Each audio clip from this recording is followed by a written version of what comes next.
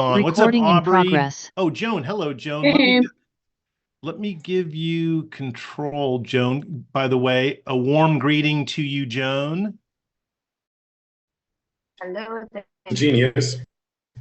Joan the genius. Yes, I've been. I'm See, officially announcing it's genius, so I know what I'm talking about. Joan is a genius. I'm just saying, I was right? trying to watch the chat back and forth. I couldn't quite grasp it. What was the main thing? What was the big thing? Um, It was something with the German download book.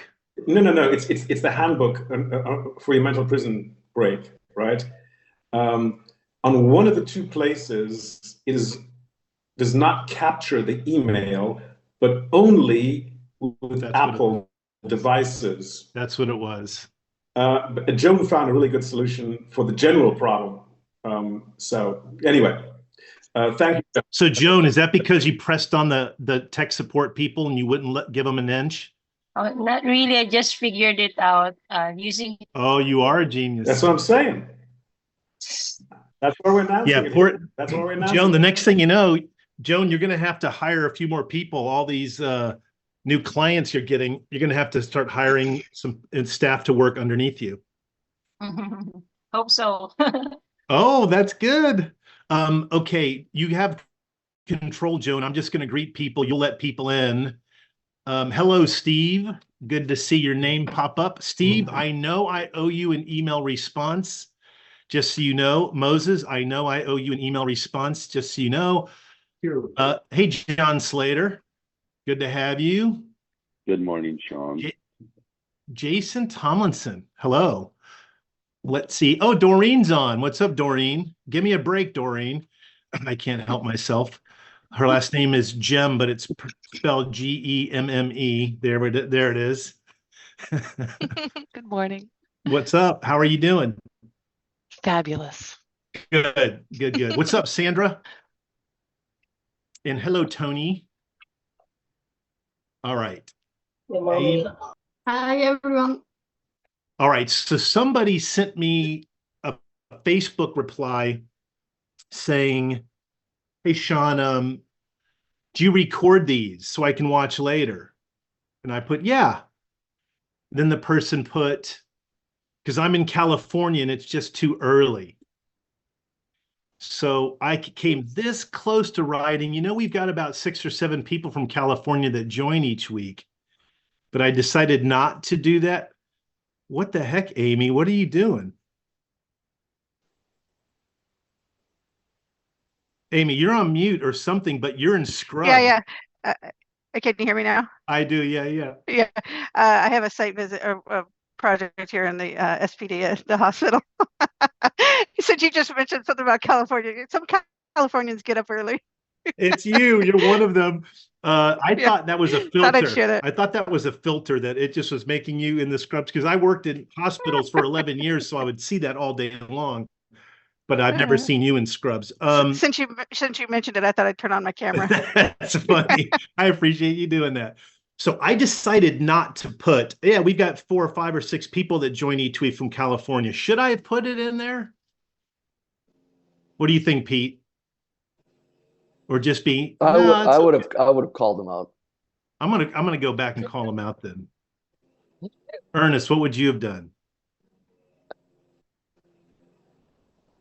I think you know what I'd have done. You would have not called them out. I would have called them out. No, you wouldn't. Sure. Okay, so it's 5 after. We only have 25 on. That's unusual. So I'm going to go ahead and get started. If more people join, maybe confirmation bias was just too touchy of a subject for people to want to join today. But let's go ahead. We are already recording.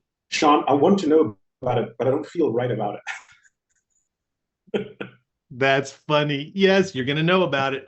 And by the way, when we're done, deep down, I don't really want to know about it. Everybody is going. I think you're all going to be pleasantly surprised by what you find out today.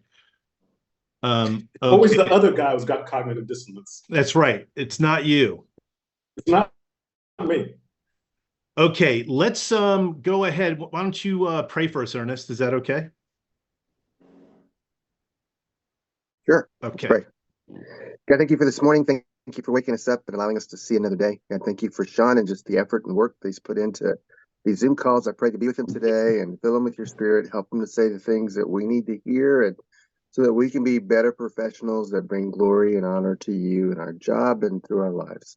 We love you. In Jesus' name we Amen. pray. Thank you very Amen. much. Okay, Joan, you can put everyone on mute. Let me do the screen share.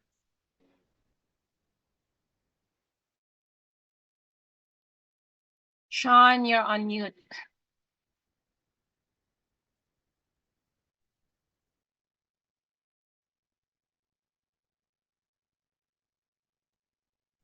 Okay, can you guys see the title screen? The chaos of confirmation bias. Okay, here's our standard agenda for those of you who are new. Oh, what's up, Magnus? I just saw that you joined. We do an opening prayer. We have a 20-minute TED style talk. This one will be about 20. We'll have 30 minutes of consultation, usually about 40. We'll go to the top of the hour. Whoever wants to drop off then can. We'll have a closing prayer. And then we'll have another 30 minutes of coaching. I'm willing to always go an hour, but the last few times it hasn't been going an hour. But however long I can stay on, I will. Okay. I want to give you some background on things that tie into confirmation bias that I hope are revelatory.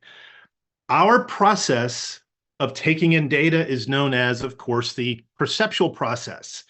And it starts when our 5 sensory receptors, that's our skin, our eyes, our ears, our tongue and mouth, our nose, come into contact with sensory stimuli. That's things that we can touch, things that we can see or hear or smell. That is the perceptual process that feeds into our brain. Here's what's interesting. There is an infinite amount of stimuli, that our brains are constantly picking up on.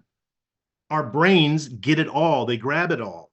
And that means every waking moment of every day, this call right now, any little thing that I do, anything that you hear in your environment, your brain is picking up on. But some of the information that we can't pay attention to all the information, we can only pay attention to some of it.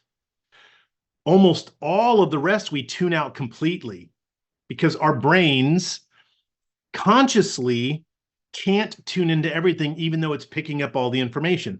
Our conscious self can't process it all. The incoming information that does receive our attention, and attention is a mysterious thing, let me tell you, it's part of our consciousness, our conscious selves. But it is that information that our brain then decides to use to process some type of response.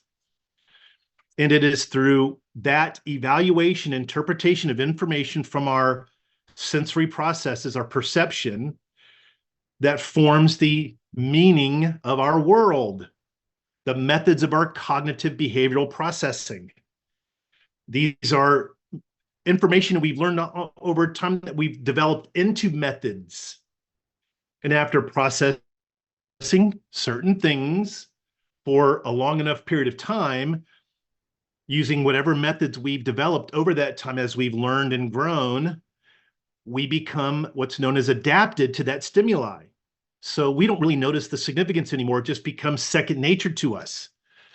And that, even though our world is very complex, it is small in the framework of our worldview.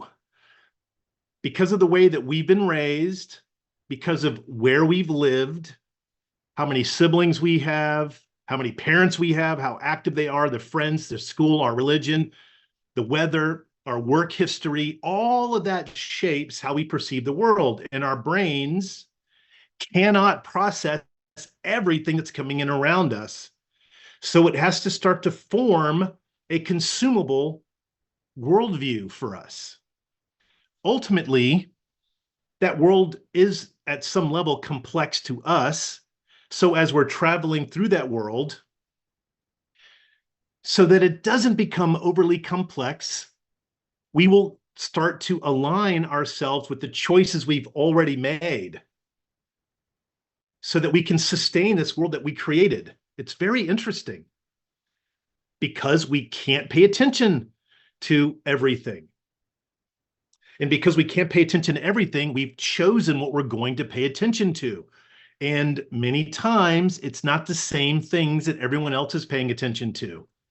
It's a matter of our own survival, in fact, to not pay attention to everything that they're paying attention to. For example, these are cheesy example, this one is, but where I live in Charleston, South Carolina, everybody is freakish about college sports teams.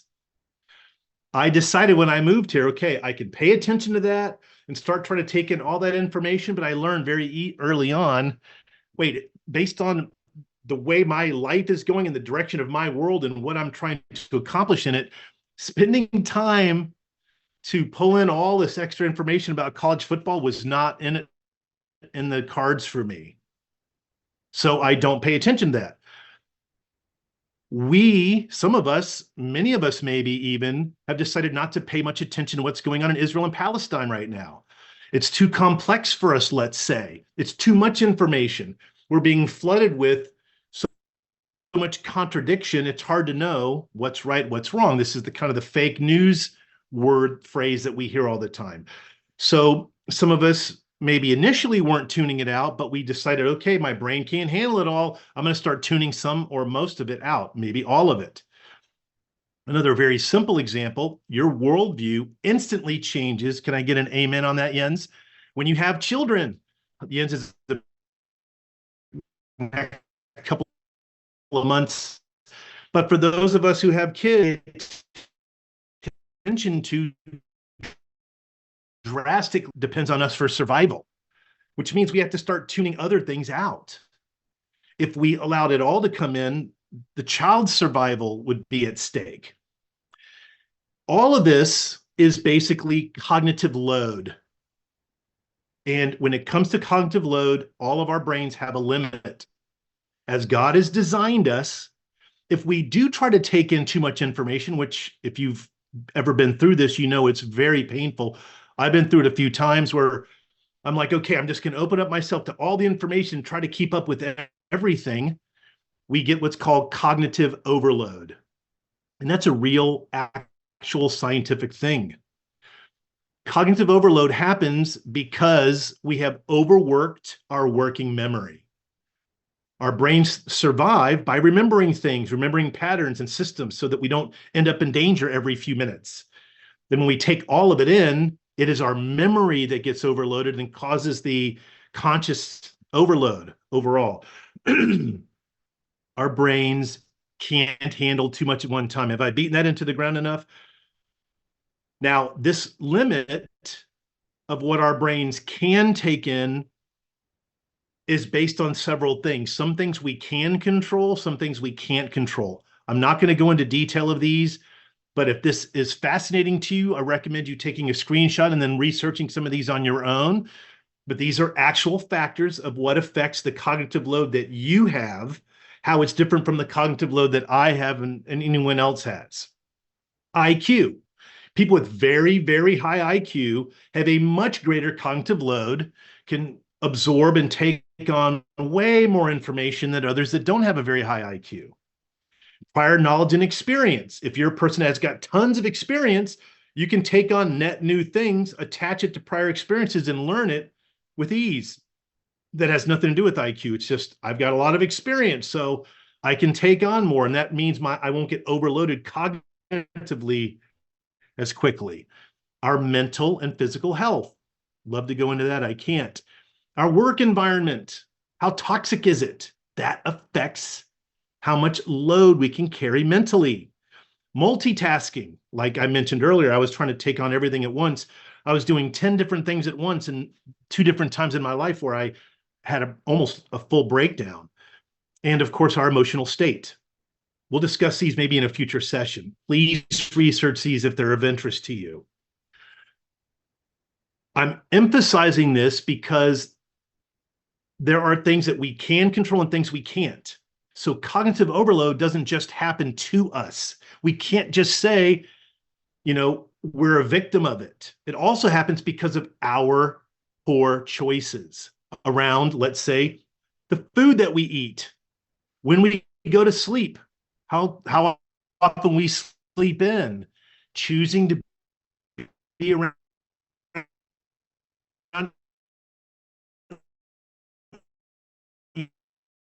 emotionally unhealthy people. Devote some time to make it a little easier for us. It keeps happening, it's going to cause burnout, and it ultimately affects our focus, and then it has a real damaging effect that have let it go on and on and on. Maybe they couldn't get out of a traumatic situation, or they got addicted to the negative behavior, whatever. It will eventually lead to neurodegenerative disorders like dementia.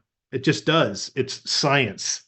If we keep on overloading ourselves with too much, it won't sustain life. Therefore, one of our God-given natural mechanisms to help us survive offset information overload is cognitive bias. That's not confirmation bias. I'll get to that in just a minute, but cognitive biases. It helps us. In fact, there is an upside to having cognitive biases. We can, because of these biases, sort through large amounts of information very quickly to reduce the mental conflict, that burden that we have. Please go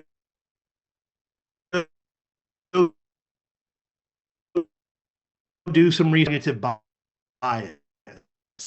It's a really confirmation bias. It is having confirmation bias. For most of our decision on confirmation bias, or we leave it unchecked, it will wreak havoc. Here's the definition.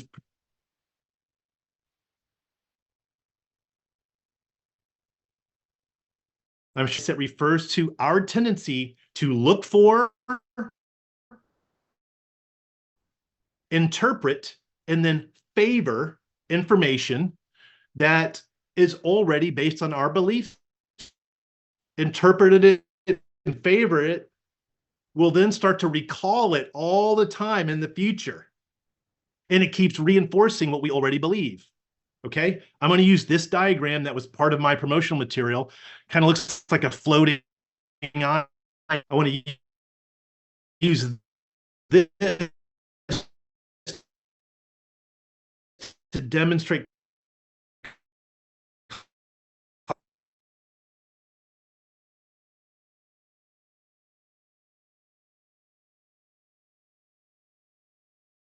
it's a culmination of everything true. It's everything evidentiary. On the right side, we have the sum total of all of the beliefs that we formed over time. They include our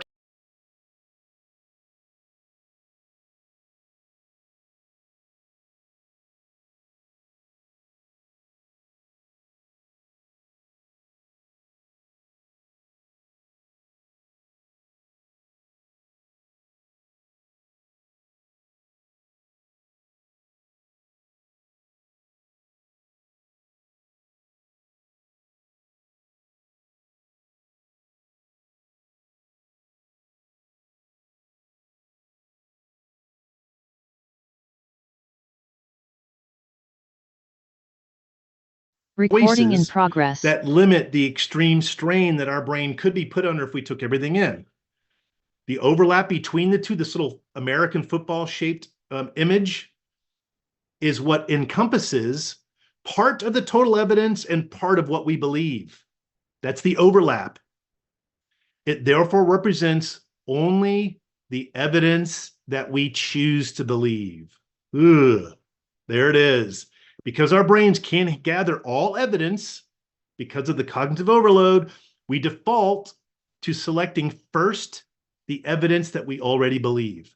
That storms to the front of our awareness. Boom, there it is. Our brains instantly grab onto that. Okay, yeah, something I believe. There's some evidence there. I got that. and it ultimately supports our current worldview. And I'm sure you can understand the potential of having a very distorted view of things if we blanketly use confirmation bias in all our decision making, right? What's up, Mary Kay? Just saw you. Imagine how distorted someone could perceive the Bible if they understood confirmation bias. Or maybe I should say, if they didn't understand that some confirmation bias exists.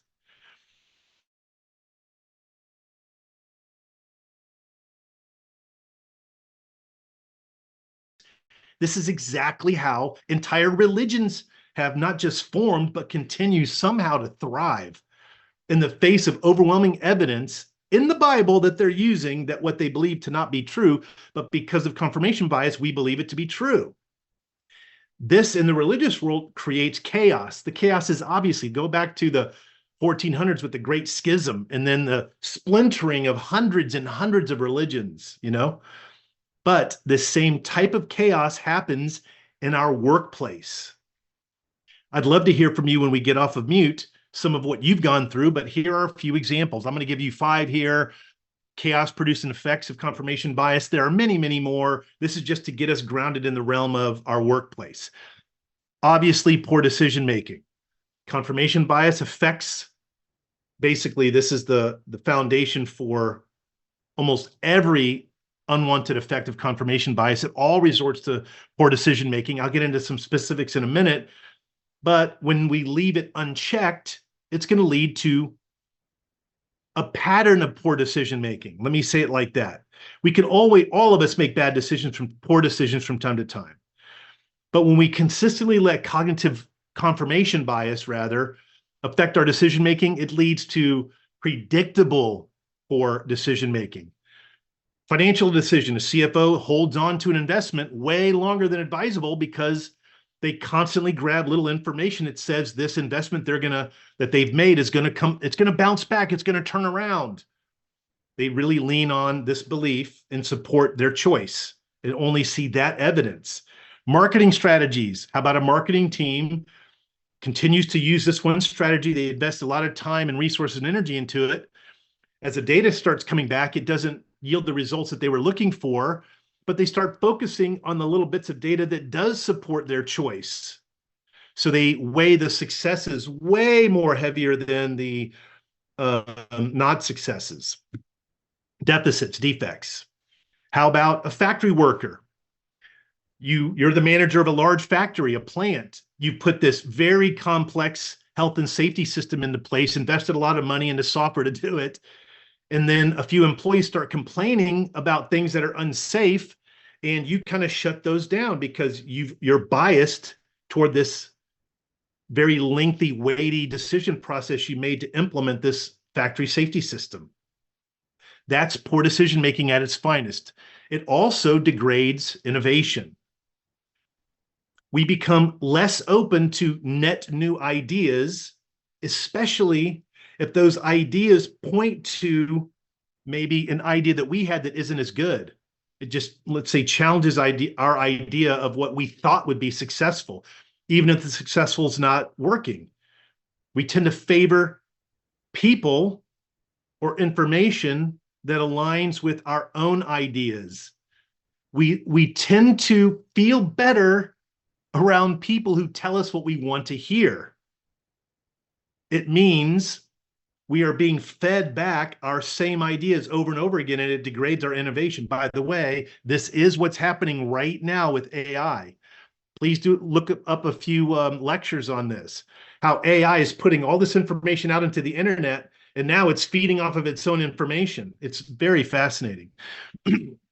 Maybe a product manager ignores market feedback that contradicts their belief that their great product design is doing well when customers aren't satisfied. Or how about in healthcare or science in general? You come up with a new diagnosis, or someone does, but this new diagnosis goes against 5 decades of prior research, and you're just so comfortable with what you already know, you ignore the new diagnosis. That stifles innovation. It happens everywhere all the time. How about resistance to feedback? We have confirmation bias, and it's normal to us, and it's how we think about things mostly. We're not going to take feedback that contradicts the view that we have of ourselves. I had a contractor. I wanted to hire him full-time at GE. The first 6 months he was there, he's working out great, but then he took on this huge project, a very complex one, a lot of pressure, and customers started complaining to me that he was acting very pushy and aggressive in meetings, which didn't sound like him initially, but I sat down and had a talk with him. He's like, well, first of all, the project's not on time, so I've got to push them to get it in on time. I'm like, well, there are other ways to do it. And because he's from New York and that hospital was in Brooklyn, he's like, I know how to handle New Yorkers. You're from Florida. What do you know? I know what I'm doing, kind of thing. I'm like, okay. I wanted to give him the benefit of the doubt. I was thinking about even hiring him, of course. But as time went on, the customer kept complaining. I sat in on a few meetings and I'm like, yeah, I see this. Oh my gosh. So I got the other director that managed the West Coast. We sat down together with him and tried to communicate to him. And he's like, nope, I know what I'm doing. And we're like, look, if you don't change the way that you're approaching this, we're going to take away our offer for full-time employment. And he's like, well, then go ahead and do that because I know how to do what I'm doing. We ended up having to fire him. That's what confirmation bias will do. It created chaos in his life for no reason. Biased hiring decision. There are some really obvious ones that involve racism and prejudices, of course. I want to give one that's not as prejudicial, let's say, but this happened to me. I was interviewing several candidates for a role that I really wanted to fill, a high-level role, and I had this West Point grad that was a perfect fit, had all the skills, lots of experience, was just a slam dunk, but he wanted more money than what we originally had in a job offering. Now, I had a ton of people on my team that were making way more than what he wanted, but he still wanted more than the posting that we put out there. A Harvard graduate was good, but had some skills gaps. And I knew if I hired her, they were both female, I was going to end up having to invest a lot of time in her to bring her up to speed on this knowledge gap. So our HR manager, who was a Harvard grad, favored the Harvard graduate, even though it was obvious to everybody, the West Point grad, she had way more skills. So the HR manager used this excuse, well, the West Point grad, she just wants too much money, so we're not going to do it. And I'm like, wait a minute, something's going on here. Are you by any chance biased towards Harvard because you went to Harvard? She got offended by it, but it was obvious because I had so many other employees that were making so much. This is the fifth one. I won't get into specifics here, but this will impair teamwork. It will destroy employee morale, among everything else that we've discussed. Biblically speaking, this is the 2 Timothy 4:3-4. To me, this is confirmation bias through and through, but I might have confirmation bias by looking at this passage and seeing confirmation bias in it, if you follow that. But for the time will come when people will not put up with sound doctrine. Instead, to suit their own desires, they will gather around them a great number of teachers to say what their itching ears want to hear. Some translations say they'll tickle their ears. They will turn their ears away from the truth and turn aside to myths. This is a foundational truth. We are all susceptible to taking a very healthy confirmation bias that keeps us from being cognitively overloaded and then using it to reinforce constantly everything that we want to hear to make our world easy and comfortable and sustainable. Okay, what can we do to start practicing doing away with that unhealthy level of confirmation bias so we can keep it in check? Obviously, the first one is to just start training ourselves to be open to evidence that does not support what we already believe. New evidence. It's not new, it's been there, but the newness is saying, you know what? This thing they just said, I don't agree with. But I know that I've always kind of gone this way. I'm going to look at this from new eyes and a new perspective. I'm going to consider this new information and put a little bit more weight on it than I would have in the past. I'm just going to do that to start practicing to make sure I'm keeping my cognitive bias in check. Ask the opinion of others. And by others, I mean people that you absolutely know are going to give you input that you're not going to agree with. or are not going to be yes people. We want to surround ourselves with people that are willing to say things that don't agree with our way, doing it in a respectful way, of course, but we want to go ask them deliberately for their feedback. We don't preface it by going, yeah, I know you're not going to agree with me on this, but tell me what you think anyways. No. Ask their opinion with curiosity, with respect, and give it the attention it deserves, knowing that it's new, even though it might not align with yours. And we don't want to do this so that we can start to use it as a way of a hidden agenda of convincing them of our point of view. No, ask their opinion, even though we know it's going to go against us. Now we want to, on our own, research opposing data. This is the risk of cognitive overload because we want to make decisions quickly, but at some point we've got to get to a place where we can discern, all right, this decision, it's big enough for me to now set aside time, block it off into my calendar. I'm going to do research on my own, personally, privately. I'm going to look up white papers. I'm going to look up Google Scholar articles. I'm going to listen to some lectures about this opposing idea, this data that I've kind of wanted to ignore.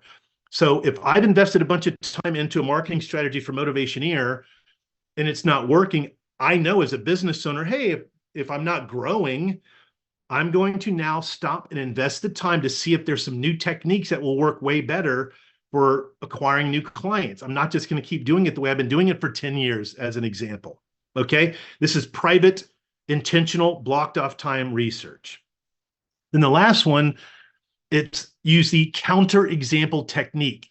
This is a nuanced thing that I'd love to talk about more. If you're interested, we can dive into it. This is where we hear an opposing idea, or let's say we've made a decision. We can test our decision, even in the absence of opposing ideas, by saying, I'm going to come up with one example, just one, that actually disproves my conclusion. This is what mathematicians do all the time. They have a postulate, but before it can become a theorem, they've got to try to disprove it. They don't just get one single idea. They just pound at it, beat on it until they realize they can't disprove it. Then it goes from a postulate to a theorem. We want to do this just with our normal everyday directions and choices in our career. Let's find one example that contradicts it, that disproves the way that we've been headed. That doesn't mean because of one data point, we're going to change our perspective, but it's a great technique to start to use to make sure that we're keeping confirmation bias in check. All right. There's many more I'd love to go into. I'm going to hold off on that for now. This is the end of our presentation. Yeah, I kept it to about 20 minutes this time. Yes, first time in 7 sessions. I'd like to hear from all of you. What do you think about, if you want to share with me examples of bias that you've experienced and you want to see if it might have been, or you want to ask if a situation that you're experiencing now could be, if you're the decision maker. And if you want to discuss this, maybe we can even discuss, and this is very sensitive, we have a confirmation bias that is convinced that other people are biased toward us. And we constantly look for evidence that they're being biased. Okay, we can discuss that as well. Okay, what do you guys think? If you want to, you can take them off mute, Joan. And if you would, raise your hands. If you guys, we don't want to go any deeper into this and you want to ask about something else, certainly we can. What do you think? Give me some thoughts. Give me some rebuttals. Ask some questions. Go ahead, Mary Kay, you're up. Joan, did you take them off mute? Okay, you did. Thank you. Can you hear me? Yes, I can. Thank you. Okay. Well, I think this is a great topic. Thank you for doing it. I have been in many organizations and seen lots of confirmation bias and the implications of that, whether it's marketing and a VP aspiring to be able to sell the products and services to a certain segment of the market, which the company doesn't reach, and keep trying to aspire to that, even though they're missing something. So I've seen it there. I've seen it in business a lot. I think for me, and I'm just going to get really personal, right now, the battle I have is because we have new leadership, because of some things that happened to me with the current newish VP, and I got a boss. Newish. Yeah, newish. And I have a new boss now who is one of her cronies from 3 other organizations. I am in the trenches fighting this confirmation bias in terms of perceptions of my new boss, the newish VP, and the things that are happening right now in my organization. And so the things that I have been trying to do is really to combat this is to really clamp down on Ecclesiastes 10, verse 22, and to not let my thoughts wander, to think about something when it happens. I've tried to pace myself a little bit more at work and get a little bit more time in between projects, just so that I can clear out my brain, so that my brain isn't processing so fast, making those decisions that on this confirmation bias, so I can step back and take a look at the whole picture. And so those are kind of the things that I've been doing to try and not fall into this, and trying to be open to new ways of looking at things. Okay, let me ask you a question if I could, Sure. just to make sure I heard you right. And I know a little bit about your situation. The newish VP keeps going forward with a plan or a system or a strategy that's clearly not working, and it results in you having to do a lot more work to make something work that's not working. Yeah, in a lot of areas, yeah. But Okay. in some areas, she's spot on. And so, Which you know, reinforces her decision. yeah, it's a mixed bag, you know. Okay. And how much have you met with her one-on-one? A little bit, a medium amount, or a lot? Well, I don't meet with her at all anymore. Oh, because I okay. have There this you new go. boss. You know what I mean? But I don't know, it's just a really interesting position to be in right now. Recording stopped.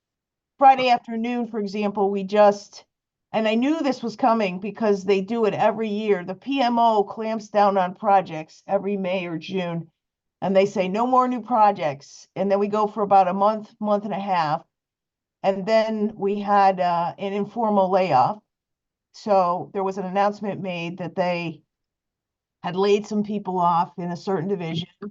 And they are just going through the organization, looking through, how do they want to restaff and stuff. And the company does this normally, like they've done this before, in no matter what VP it is, no matter what it is.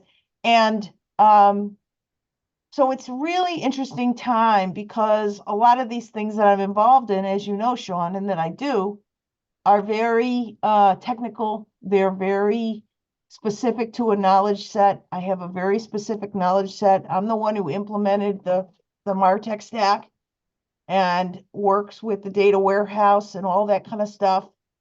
And so in some ways, there's a part of me that goes, to them, I'm like a necessary evil. Like as much as they, and so I have to fight this confirmation bias of always in the back of my head, looking for things in the way that my new boss is treating me, to thinking that, she's trying to undermine me and get rid of me in 6 months. And so like I'm fighting. Okay. Very vulnerable, guys, and I'm taking probably more time than you want, but I'm being very, like, that's the bias I have to fight in my mind, because even if that's the truth, it's not the good thing to tell myself, and it colors my perceptions when it may not be the truth. Okay. Because no man knows his future in Ecclesiastes 7, verse 22. That's right. We can't. Okay. Doreen, I will get to your question in just a minute, but we're all guilty of this. I think it happens to everybody on this phone. We start wondering, wow, am I losing respect in the organization? Have I made enough mistakes that they don't want me around? I don't get along with this person. Is it possible that they're going to want to fire me? Have I lost favor in their eyes? And once that thought creeps in, we do actually all start looking for evidence of this. And the next thing you know, we're this like super anxious person. We dread going to work every day. And oh, it's so pervasive. And I didn't even think about using that as an example in my presentation, Mary Kay. That's a really great point. This is literally the technique known as the 5 ways. I know we've talked about this before. I think I've talked about it on this call before as well. But if we're start to become convinced that we're going to get fired or that someone doesn't like us, instead of looking for evidence that proves it, we want to say, okay, that's one way of looking at it. They're acting the way that they're acting because they don't like me and they want to fire me. What are 4 other things that could possibly explain their behavior that don't conclude with, I'm going to get fired or they don't like me? And that forces us to get out of our own cognitive bias. It does. Sometimes, if there's seemingly enough evidence that, oh, I am convinced they hate me, it's best to get other people involved at work and say, hey, look, because what ends up happening most of the time is other people feel the exact same thing. In fact, this happened to me at GE. That boss, Sherry Mallory, I was convinced she just ignored me, turned her back to me. Our one-on-one meetings were like 10 minutes. They ended awkwardly. She never called on me at meetings. I'm like, she hates my guts. I can't believe I'm going to get fired. And then I went and got my coaching certification and then used some techniques they taught me. And she noticed a difference in me right away and asked me, what's different about you? What's going on? And then when I told her, in a sense, I was having this confirmation bias in my head, she asked me to coach the entire rest of the executive team because everybody acts like that around her and everybody thinks that she hates them. So that's a great example. Thank you very much for that, Mary Kay. I do appreciate you being vulnerable. I did turn off the recording right before that, so that's good. You got to go, Antoine. Is that what you're doing? Hello, Sean, this is Marjorie. I'm sorry. Oh, no, you're all right. I wanted to chime in, but if you want to go ahead, you can. So who was it that just started speaking a second ago? It was Marjorie, but you can let the person, Sean, who was driving. Okay, so Antoine, we'll go with you, and then Marjorie will come right back to you. Go ahead, Antoine, since you're driving. Just make sure two hands on the wheel, 10 and 2. Gotcha. Yeah, you know what? What's crazy is, and I wish I would have chimed into the other sessions. It's been a busy time in my life. But it's crazy that her name is Mary Kay because I actually work for Mary Kay. I'm one of their building techs, and I've been doing maintenance for a long time. I went from apartment maintenance to commercial, and I'm one of the techs for their corporate office here in Dallas. And I've been there about 5-6 years. Well, the field that I work in is, and it has been for years, and I've experienced, bias on both sides, right? Most of the time I work with white males.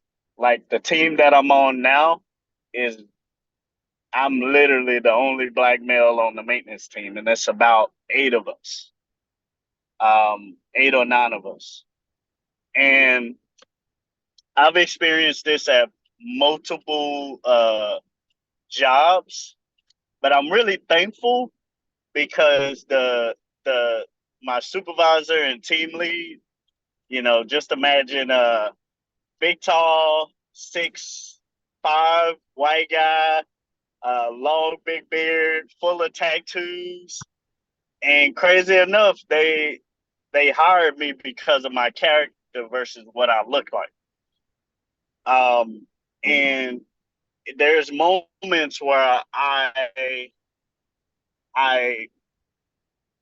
start to go back to the past experiences when it comes to the racial bias in the field that I work in at past jobs, and I forget, and I start to shut down because there's still comments, here and there that I don't too much like because the joking but when it comes to my work ethics and I could tell they always like depend on me because I don't complain.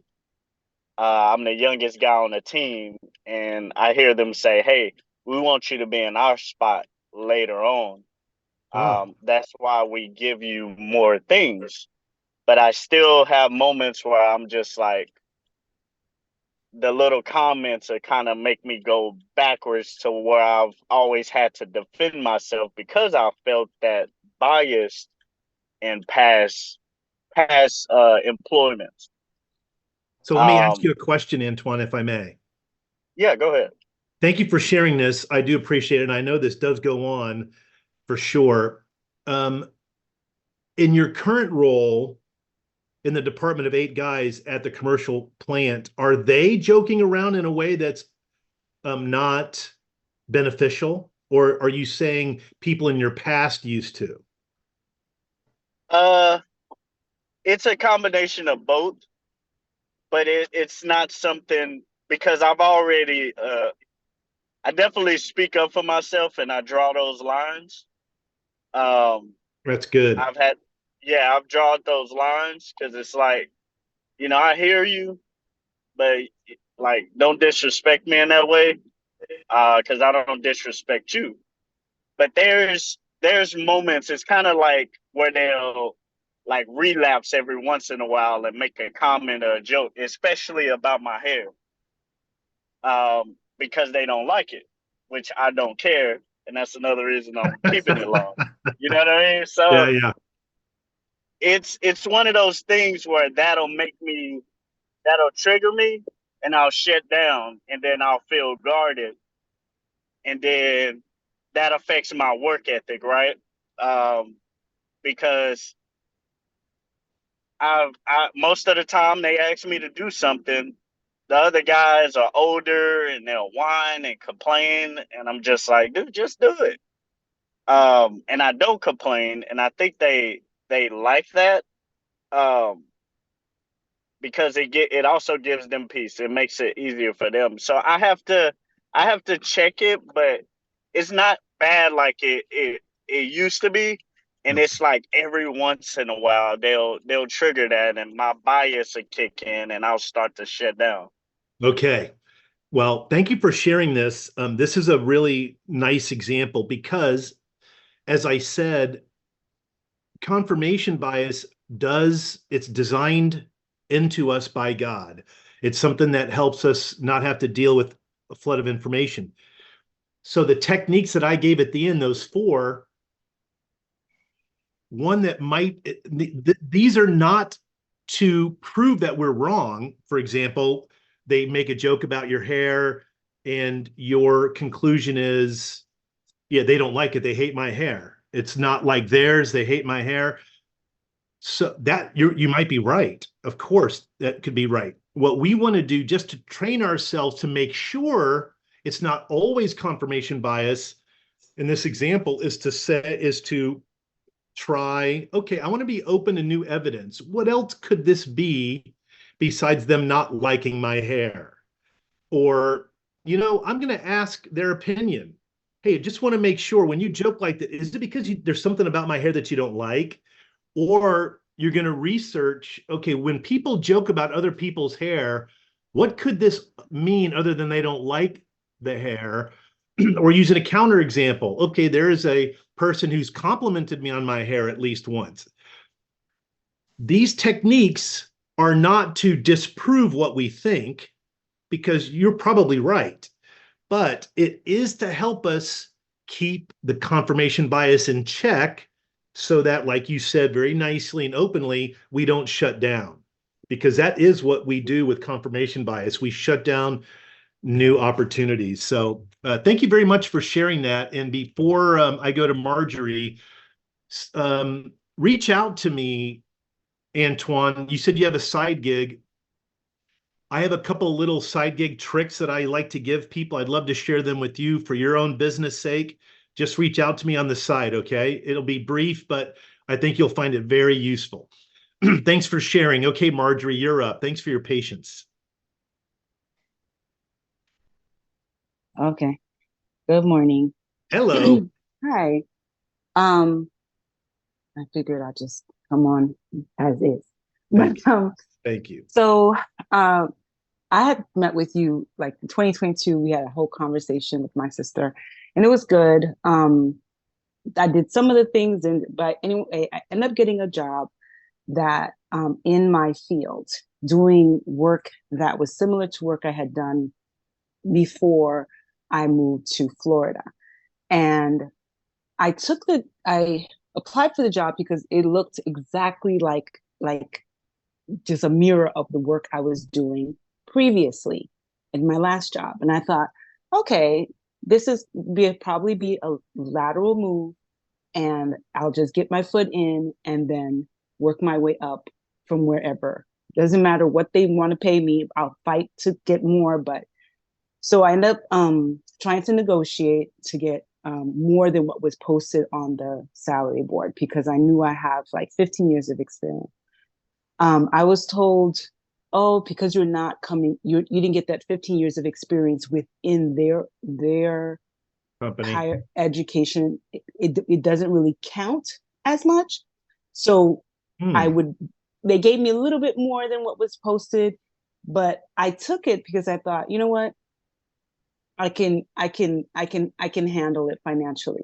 And the person who was in the leadership, who was part of the hiring committee, because I met with a committee with 6 other people and the person I would report to directly.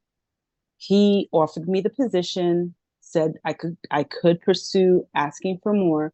When I didn't get the more that I asked for, he came back and was like, "Are you sure you want to take the position?" I remember this. Yeah. And I don't think that hadn't happened yet, because this all just happened within this year. Did we speak at the World Discipleship Summit? Yes, and you gave me some advice on how to pursue searching for work. And so anyways, I went back to higher ed because I thought it felt like it kind of goes with what you're saying, the confirmation bias, where I know how to do this job. This is easy. This is going to be simple. This is a no-brainer for me. Let me just get my foot in if I can't get in as a director. So it was like more of a manager level. So I took the position anyway. I said, no, I really want to just get back to working. I'll take the position. I can handle it financially. It's fine. And I thought that the person that was hiring me wanted to hire me until I was in the role. When I got into the role, I was getting a lot of pushback. First thing he said to me before we started, he's like, this is not an Ivy League institution. And I know you're coming from Ivy League. And I was like, I understand that. I know not everywhere is Ivy League. I get it was a community college setting. So, and I really wanted to experience that. But to make a long story short, the experience itself became very strange. It's like, I'm coming with all this, okay, I know what to do and how to do it. And I'm going through all the work. And as I'm relaying information to the dean, he's pretty much like, oh, is that what you did at Columbia? It was almost like, I was like, oh, am I, I was like, maybe I shouldn't be, asking too many questions. And it became almost like he was a little bit offended that I was questioning different things or processes. As I'm like, well, usually this is what we would do. And faculty don't have shouldn't be the one deciding how much we should be spending. We should be telling them, and I was like, oops. And so, yeah. So I eventually ended up leaving that position within 6 months. Oh, Because I also found that there were some things that didn't seem right in the books, and I was trying to correct them, and I started getting pushback. So anyway, I felt like when you said the confirmation bias, I feel like I walked in with that security blanket of, I know how to do my job. I'm learning how to do it in a new place. But then I started getting that pushback from people who were already there, who were used to doing things their way. And I felt like it constantly got confirmed that, oh, these people didn't really choose me. The committee chose me. And this person didn't want me there. And I didn't know how to fight it. I didn't know. And I was told, well, you should go to, the employee relations person. We never had an employee relations person in my last job. No one did it that way. So I didn't really believe that they were going to support me. I just felt like something seems off here, and I don't feel comfortable morally, ethically, and I did tell them before I left, this is what I saw, this is what I felt, but without telling the dean what I said this. But anyway, that's just the experience I had. So it just kind of seems to be like, does that sound like some confirmation bias things that you were discussing is what I'm trying to figure out? I would say absolutely, because not absolutely it is, but absolutely it could be because of what that person said. Is that how they did it in the Ivy League? So they had an expectation or a perception of what you were going to do when you got there, and you asked a few questions, and then they're like, yep, see, there she is. I knew this Ivy Leaguer would do this. Look at what she's doing. She's trying to make it miserable on us. She's just trying to pick us apart. She thinks we're a bunch of idiots. Yeah. That's what it does sound like. Now, I will say, if I may, I'm going to share my screen. Okay. This exact thing happened to me. I was at a huge company, and then I went to a much smaller company. And in that smaller company, they were doing a bunch of things backwards. It was obvious. And I knew that because I had been in a much bigger company where we dealt with all of this. But I walked into it with they hired me because I'm a big gun. Yeah. They know that they hired an all-star, so I'm going to really help them set things straight. Mm-hmm.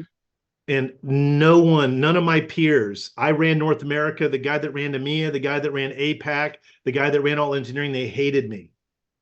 And my boss, who we kind of clicked, he's like, man, we've got to figure out what's going on here, man.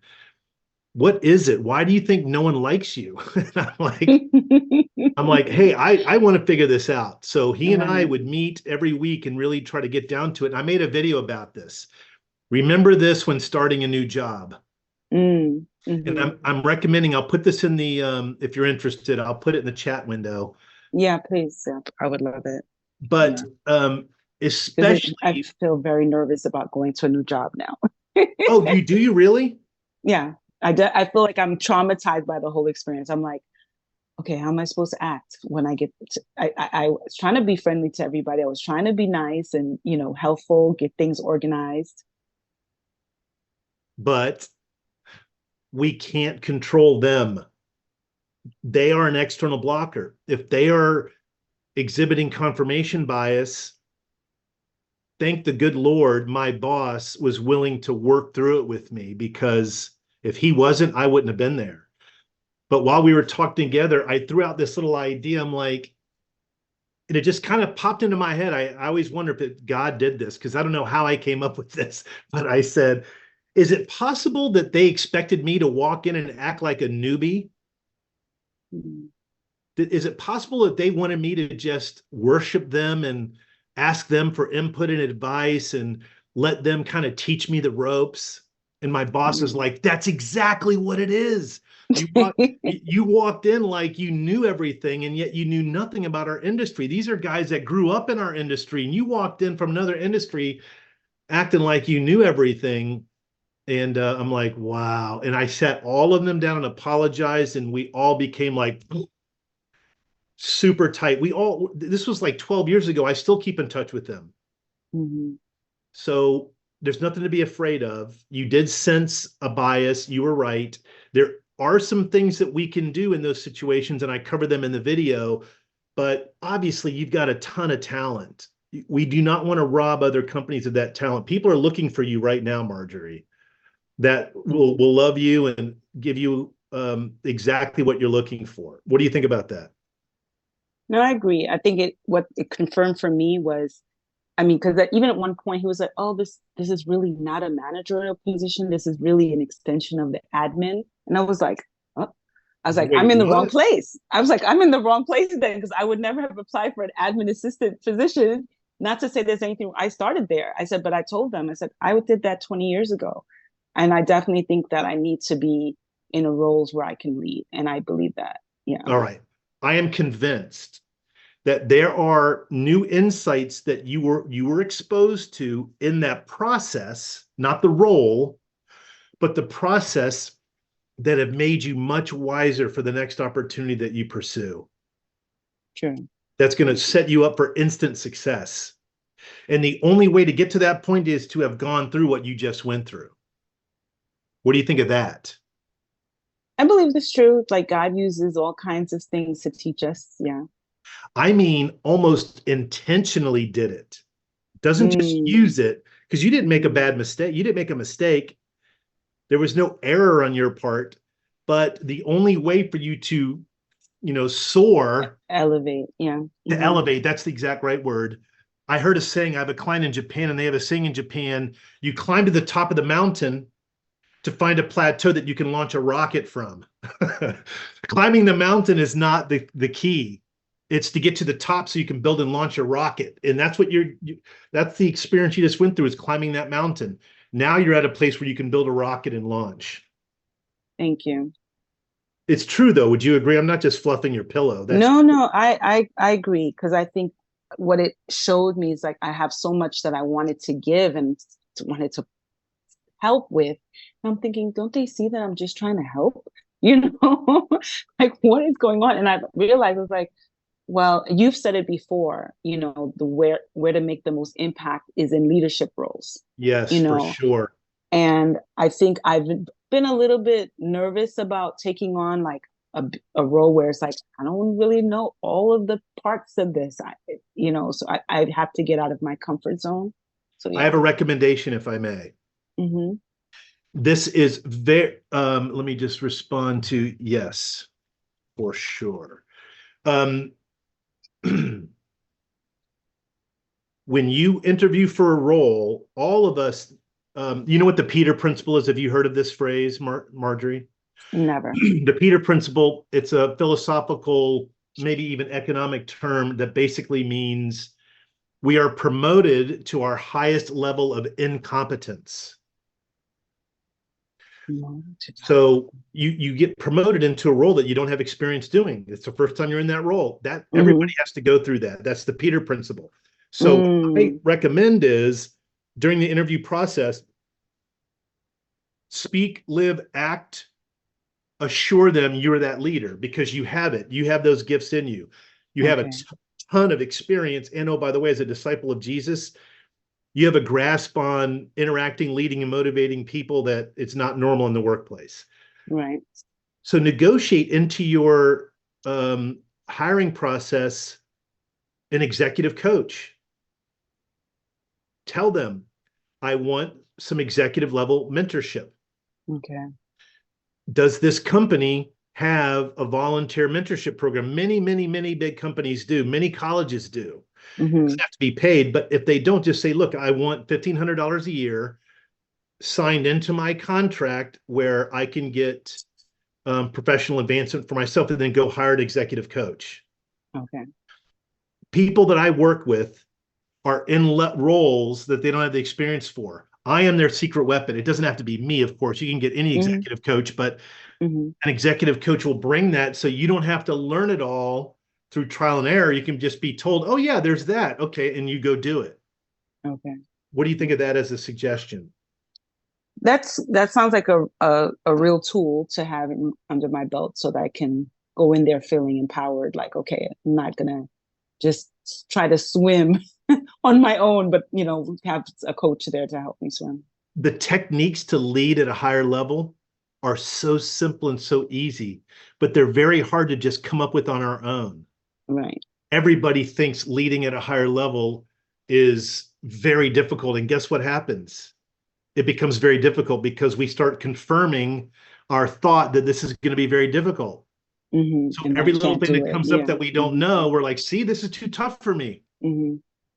And I agree, because I know that I have watched people who got thrown into leadership, who were insecure and never got coaching or didn't go get soft skills. They just spent 15 years of being insecure.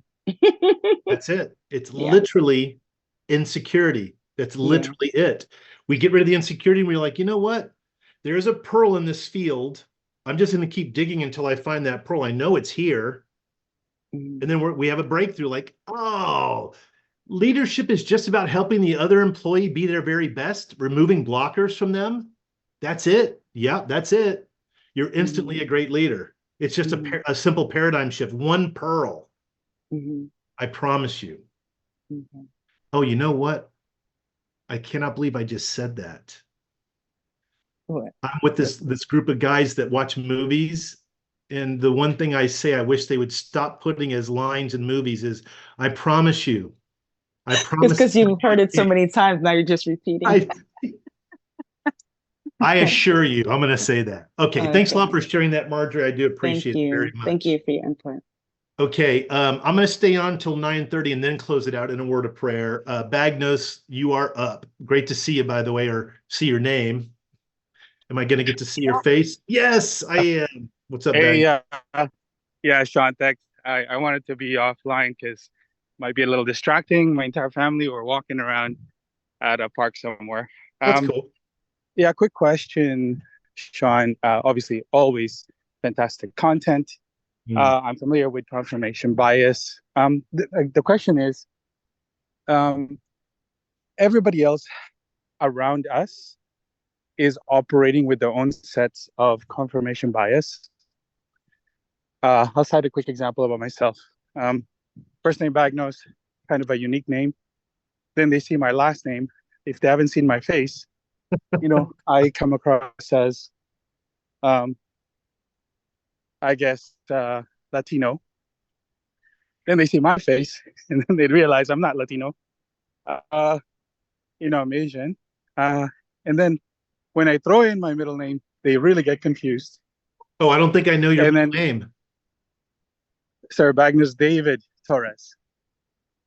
And so, you know, I'm kind of, a comedian would say, you know, we're kind of, Filipinos are kind of other, right? Anyways, where I'm getting at is, I'm going on tangent. How do we navigate, and maybe I missed it, what's the best way to navigate through all of the confirmation biases of people? Is it, you know, being all things to all men, or, you know, as Paul would say, you know what, they just don't eat meat, just kind of be gracious. What are your thoughts? Let me ask, let me say what I think I hear you asking. You can let me know. You're saying, which now I'm realizing, boy, it'd have been good for me to put some slides into the deck about dealing with other people's confirmation bias instead of just our own. I think what you're asking is, I'm experiencing confirmation bias. I'm experiencing bias. And I think it's affecting how they see me. How do I deal with that? Just give them grace, or do I do something to intentionally try to offset it in them? That's what you're asking? Yeah, or, you know, is it make the most of every opportunity? Do you just say, hey, I know this person has this confirmation bias. I'm going to I'm going to use that as an opportunity. Okay. It is hard to tell when the thing the other person's doing is in fact confirmation bias, but it is possible. And it's only possible if we're really sure numerically that what we're doing does work, or the performance that we are providing to the company, the output, the deliverables are in fact a success. So the best way we can minimize the effects of someone biasing toward us is to track our performance and to have clear, by the way, that place you're walking looks amazing, to make sure there's a clear understanding with our boss and our colleagues of what success looks like exactly, so that we're constantly steering the discussion back to the business. Because confirmation bias doesn't have a place in the workplace unless it's related to business, numbers. And this is some of what you and I have talked about in the past. If we work for a person that isn't willing to take the time to specifically detail how I can be successful in my role, then they are a risky leader to work for. I'm going to stop there. What do you think about that? Yeah, no, I a lot of the, your coaching obviously has helped me. Yeah, it totally makes sense. I think it's bringing it back to the business objectives, the strategies. Does it make sense? And be more detached. I think I totally get it. Okay. How do you feel about asking them as a way to offset potential bias to make sure they communicate what success looks like? How do you feel about that? Yeah, I think I totally agree. Just going down to numbers. That makes sense. Okay. And asking them it. Okay. So let me back up for just a minute. Let's talk about for a minute, okay, what people see. My first name is Bagnos.